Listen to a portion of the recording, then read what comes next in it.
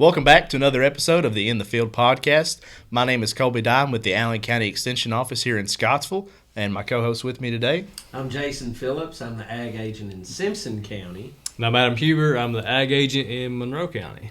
So guys, back again to do another round of episodes here today, back from our national conference in Denver. We had a good time out there, and like we've tried to been doing some timely topics, and while we were kind of gone and getting back, I think we would be remiss not to talk about one of the more timely things in the news with the Cyclospora outbreak in the lettuce. I agree, yeah. I mean, you know, Colby, I think by nature, lettuce, and I mean, we've heard of issues with lettuce before, and it's certainly in the news, something we need to address. You know, really, lettuce is not cooked, and by nature, that obviously makes it more risky immediately. When you think about a lot of things that we're buying and we're preparing, obviously it's heated to a certain temperature. Whereas with lettuce, you know, we're always almost exclusively consuming it raw. And so, you know, that's typically why we end up hearing about issues like this. And obviously we encourage to wash lettuce very well, but that does not completely eliminate all potential pathogens, and heating does tend to do that. Just not something we do. Heating to 160 degrees isn't something we do with lettuce. Right. And so I think, you know, this is another reason why I think it's important to emphasize buying local and shopping local. I mean, this is an opportunity to sort of bolster our local growers and our local farmers markets. I mean, I could have missed it, but I didn't see exactly what the root cause was. But there's several innate risks that we have, which could be from the irrigation source. There could be potential bacterium and pathogens in that water source. Let's say if we're talking about from another country, for instance, that our immune system is not accustomed to. Right. Or it could be the fertility source. You know, a lot of times manure is utilized for fertilization, and there's some safety rules that we need to observe, and so that's another reason why I circle back to buying from people you know, people you trust, local folks. I think that's a great idea, especially with leafy greens. Right. Yeah, and you mentioned, you know, there are some things that we kind of need to look at as far as the food safety aspect of that. You know, there's a thing in the U.S. called FSMA, the Food Safety Modernization Act. And so basically that is kind of some guidelines that the producers have to go by, especially whenever you're utilizing manure, you know, fertilizer, whatever that source may be. And so with lettuce and, you know, pretty much all produce, you know, species that you might buy at the local grocery store or at your farmer's market, there are some things that those producers have to go by with the Food Safety Modernization Act. And so basically, like, there's what's called a 90-day rule and a 120-day rule, right?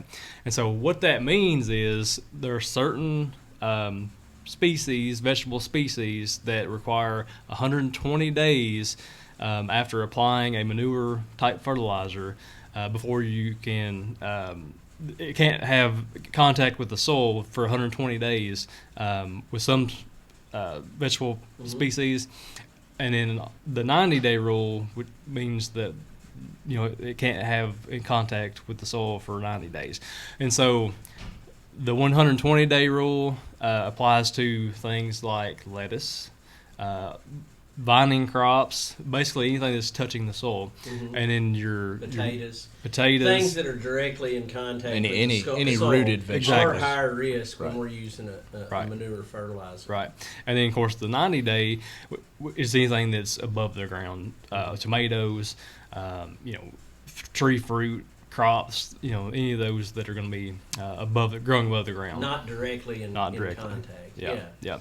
And so those are some things to kind of think about, you know, with this outbreak. You know, we don't know the source as far as like how they handled and prepared that specific product that, you know, is making everybody sick. And so that is why, you know, we definitely would recommend buying locally, because, you know, a lot of our producers here in the U.S., you know, they have to follow these guidelines, and I don't know what the guidelines are for other countries, but buying local can definitely help you with your local economy, but also you kind of know where your food's coming from, right? Right. I think it's important too to note, like, yes, buying local is important. Whenever you can, highly encourage it, because it's just putting money back into the local economy, your farmers' pockets that are in your home county and in your area. But I do think it's important to recognize that the attention that this has gotten, how quickly it's been caught by USDA, CDC, American agriculture, and our food system, as far as biosecurity measures and food safety, is still at I would put it up at the forefront of the world's food systems. Well, we enjoy, and I believe it's 100% true, the safest and least cost food supply of anybody anywhere in the world. When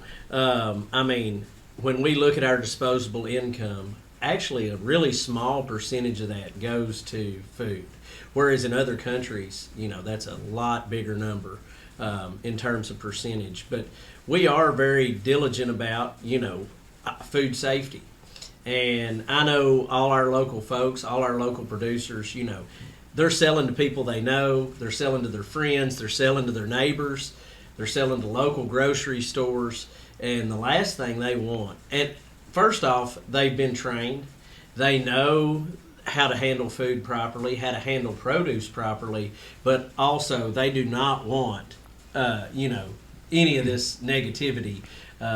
So they're going to be extra diligent, extra careful, and mindful of these things. Yeah, and a lot of farmers markets, I know, some of even ours, do require certain trainings for you to be able to be a vendor at that market. Mm-hmm. There's a certification that we teach at the extension office, is produce best practice training, PBPT is what we call it, and basically what that is a training that the vendors have to go through to learn how to properly wash and handle their produce safely before taking it to the market. It also gives them the ability to do samples, to give out samples at the farmers markets as well. But so you got two sides of that. But yeah, it's the food safety portion of that is definitely important. And it covers a lot of things like the 90-120 mm-hmm. rule. Yeah. And all kinds of food handling, food safety requirements that anybody selling produce, in my opinion, should know. And I think not just produce too. If you look at our some of our other producers that are at our farmers markets, I know we have several that are into the baked goods section, and they go through value added products, processed foods, and we also offer the home based microprocessing to teach them the newest safe ways to can their food, process their food if they do those things as well. So couldn't recommend enough. Just by knowing these people, doing these trainings with them, knowing that they've seen these, going out to their farms and seeing their operations, just couldn't recommend them enough if you've got the opportunity to support your local farmers markets. So I would think, if anything, guys, that this would instill more of a need and make me more confident as a consumer to buy from our local producers. If anything, it should bolster how hard they're working and the extra effort and energy that they're going to make sure that everything that we purchase is safe and going to be, good for us and good for our families. Yeah, and I think too, coming up, first full week of August is going to be the National Farmers Market Week. So I know all of our markets have been set up and have been going for a little while now, but it's especially important if you haven't got a chance to get out this season or you've been stopping by. Be sure to check out your local farmers market if you're in one of our counties or if you're in another county that's got a market. Be sure to check them out that first week of August. Really celebrate those farmers. And like I said, it's all local economy. It's really good to be able to know that your money's going back into the pocket of a farmer that, farms the same ground that you have your house on in the same county as you. Yeah. Not only are you buying from somebody you know, somebody you trust, but the food's better, I think. It tastes better for you. It hadn't traveled halfway across the country or farther. A lot of times it might have been picked the morning that you purchased it. Much fresher, and you're putting that money right back into the local economy. So lots of different reasons to shop local. Yeah, absolutely. And as far as, gardening, I know, Jason, you and I both have a community garden in our counties. How's your garden looking? Well, it's sort of normal for this time of the year, really. I mean, it's looking good, but a lot of people will say, and this is common every year, they'll say, well, my tomatoes just played out. You know, I planted them around Derby Day or planted them, you know, when you normally would, and my tomatoes just played out. But I love those heirloom tomatoes. Well, you know what? They don't have any disease resistance, and the tomatoes actually didn't play out. You know, if you've planted your tomatoes in the same spot, which most people have in a home vegetable gardening situation, or even a commercial situation, you know, more than likely they got early blight. And that's the most common disease on tomatoes. And so we've got some Cherokee purples, we've got some Mr. Stripies, we've got some of those old heirloom favorites that a lot of people like, and they are getting some early blight. So as you see them firing up at the bottom, turning yellow, the bottom parts of the stalk, the lower leaves, that's typical for early blight, and that's preventatively is best, but I have got some showing those symptoms. So I'm spraying currently with the fungicide. Of course, you got options. I'm utilizing chlorothalonil, which is the active ingredient, and it's got a 0-day harvest interval. Right. So there are some other fungicides that you can use early season, like Mancozeb, Maneb, Manzate Pro Stick, or if you want to go organic, copper, and you can use copper throughout the year. A lot of my commercial growers will start out with Mancozeb and they'll alternate 1 week Mancozeb or Maneb, same thing, and then the next week copper. And so then when the tomatoes, when it starts fruiting and they're going to start picking, they'll switch to chlorothalonil because of that zero harvest delay interval, and then alternate with copper. So, but I would say you got to be pretty diligent about continuing to spray every 7 to 10 to 14 days, depending on how wet that it's been.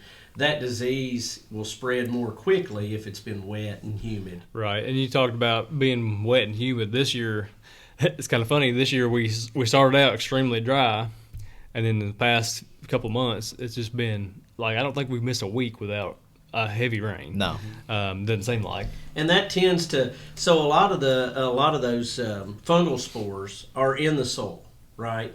And so when we get a hard rain, it splashes up on those leaves, and it speeds up the process. And so if we're getting a lot of wet weather and hard driving rains, which we've had, you're more prone to seeing that disease showing up early, or other diseases that reside in the soil. And I think this year especially, if you look back to last year, as we're talking, you know, the month of July, even though we've had some pretty warm days, humid days, we've had those rains to keep up with it. Looking back last year, if you were seeing struggles out of your garden, it's because in July we didn't get hardly any rain at all.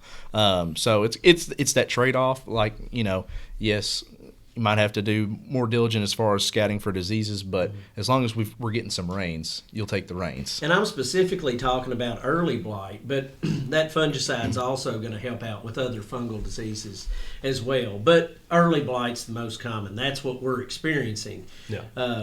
What are you seeing in your garden? Yeah, of course we've got in our garden. We've got we actually harvested this morning out of the garden. Got a really good harvest this morning. But we've got tomatoes in our garden. We've got what else we got? We have watermelon, cantaloupe, cucumbers, and beans. And so we've got a pretty good little variety there for the folks at our garden is like yours at the housing authority. Our tomatoes haven't really shown any disease pressure. We're not growing heirlooms, though. We're growing a different variety. But the tomatoes, they're coming on really good. The plants are looking healthy. Some of I guess the only really disease pressure that we've seen so far is in the cucurbit crops. Our cucumbers, they're kind of at the point where they've produced a lot of fruit, so they're kind of dying off now. And so they're getting, you know, just your normal stuff like your downy mildew, some leaf blight, stuff like that. But everything else is looking pretty good. But yeah, honestly, like it hasn't been, as far as disease pressure and insect pressure goes, it hasn't been near as bad as what I thought it would be, just because of the environmental factors this year, with it being hot, humid, and things like that. And of course, we grow pumpkins.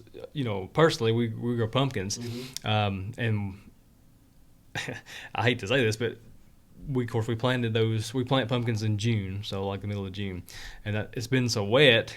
I haven't been able to get in this whole year to spray our pumpkins with fungicide or insecticide or anything yet. But I've been out to the field and looked at them. They're still looking good as far as disease pressure. There's not really showing any disease yet. I'm hoping I can get in there pretty soon to get some fungicide on them. But the biggest issue that I've seen, not only with our pumpkins, our community garden, folks' pasture fields, other crop fields, is everything where we've had so much rain and saturation. There's not any nutrients in the soil. All of your nitrogen has been used up or washed out, right. And so a lot of really pale looking crops that really need some nutrients on them. And jumping back, like Big Beef, for instance, one thing that's a really good variety, real popular variety. And that's not showing, so it's got a good disease package. It's not showing any, so it's in the same row. It's not showing any early wild at all. Just shows you kind of the difference between an heirloom and an improved variety. Exactly. So some people like the flavor of the heirloom varieties, but they're going to be more work. You're definitely going to have to spray them with a fungicide if you want them to persist very long. Yeah, I feel like whenever you grow heirlooms, they're really finicky. You have to be a really good grower, and really more fine detailed to really produce good heirlooms. It's going to take more time. Yeah, and and Adam and Colby, I've not seen. Surprisingly, I've kept an eye on our squash and zucchini. Normally we have squash bugs, so typically I tend to want to recommend for folks and try to be preventative more so than reactive with our fungicides. Yeah. That's what we should do. And then scout regularly and treat insects as needed. There's no need to treat for insects if they're not present. Right. So we need to keep an eye, and if we have insect presence, and there's an economic threshold, especially for commercial growers, if there's a certain number, at which point in time you would then treat. But I've not seen a lot of insect pressure. Knock on wood. I'm keeping my eye out. I have had several people sending pictures of tomato hornworm or tobacco hornworm on tomatoes, which those, make them look pretty rough. It looks like Edward Scissorhands, got a took hold of off it. on them. And this may not have anything to do with it all, but it could. We talked about all the hard rains that we've had. Mm-hmm. I just wonder if, maybe that plays a little bit of a role in it, because, those insects, a lot of those are laying those eggs on the leaves of those plants. If you have a really, like the rains that we've had, extremely hard rains, if that's not keeping those eggs flushed off those plants, that could be. It very well could be playing a role. Yeah. I don't know that there's any research that indicates that, but it's logically you might think that that might be the case. I'm not sure though. And a couple quick things too that I want to say real quick, and then I'll hush. But when you're spraying those fungicides, be sure to spray the base of the plant and get on the underside of the leaves. Don't just spray the top of the plant. Spray where it's infected. Spray those, like I say, when you think about splashing, it's going to come from the bottom. That's where you need the protection. Right. So we want to be really get that good coverage on the lower part of the plant. And another thing, in ID 128, Home Vegetable Gardening in Kentucky, it's full of great tips for the home vegetable gardener. And Adam, you were talking about, lack of nitrogen and the hard rains. I think this year, more so than ever, there's a timely tip in there that I found really makes a difference in your overall tomato harvest, the size of the tomatoes. So when your tomatoes first reach golf ball size, you want to add 1 tablespoon of ammonium nitrate, and you want to side dress those plants. You do it in a 6 to 10 inch circle around each plant. Or you could do, it's approximately the same if you've got triple 10, like 3 tablespoons of triple 10. and that'd be the same amount of nitrogen roughly. But I would encourage people to do that because I've really seen, and you want to continue to add that about every 2 weeks. And I think that's a great tip. I've really seen, since I've been doing that, my tomato harvest increase. I've seen the size of the tomatoes and the overall quality of the tomatoes increase. So not only are your fungicides going to help those tomatoes to persist later in the year, but also side dressing with that nitrogen is really going to help propel them all the way really to the frost. Yeah. I mean, there's no reason that tomatoes should, in theory, be played out by now. Before. No. They should make it, you should be able to sustain those tomatoes all the way to the frost. Right. Yeah. Yeah. Especially, of course, there's two different types of tomato plants. They're determinate and indeterminate. So that kind of plays. And I'm speaking to indeterminate. Right. Yeah. So that kind of plays a role into your playing, the playing out of those plants. Because like with determinate, they do get to a certain point where they have matured. They're going to produce all the fruit that they're going to produce, that year for that plant. But for indeterminates, like you say, theoretically, if the weather was the same all year for 12 months, you should have 12 months of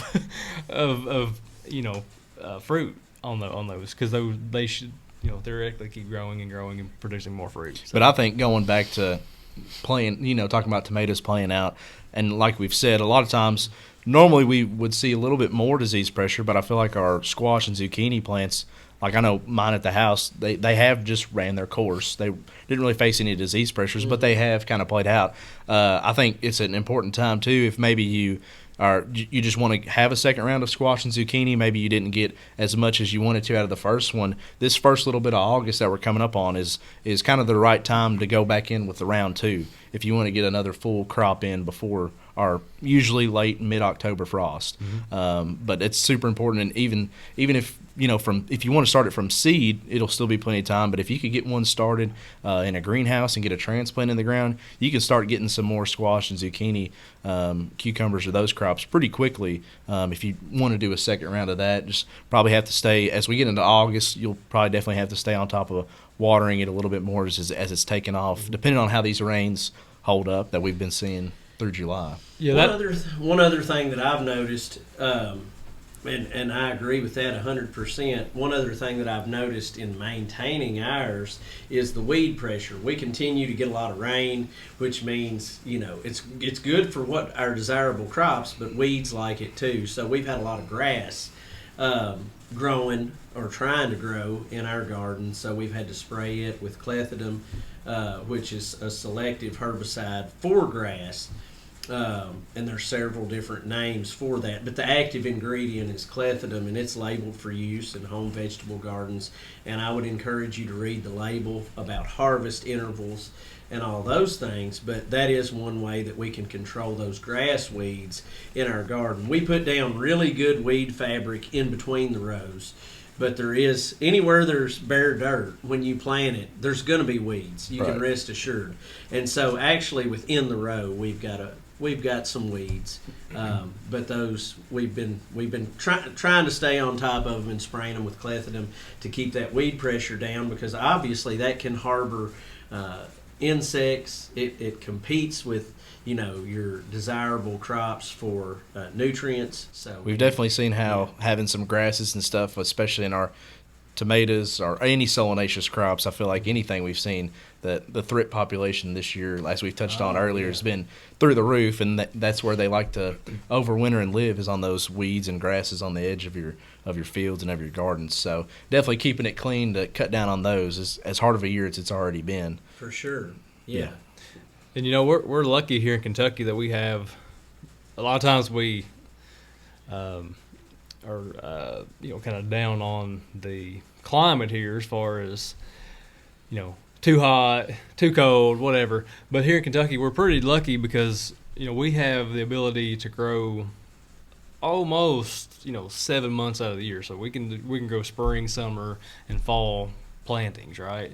So basically, you can start in April and kind of finish up close to November, with those cool season fall crops. So we're in a really good place here in Kentucky. We're kind of on that transition zone line, kind of what they call where we're at the transition zone from the northern, growing season to the southern growing season. So we're kind of, a lot of times, we get that hot, humid weather during the summer, so that causes issues and stuff. But kind of to your point where you were talking about, Colby, you can do a second planting of what you said, squash, I think what you said.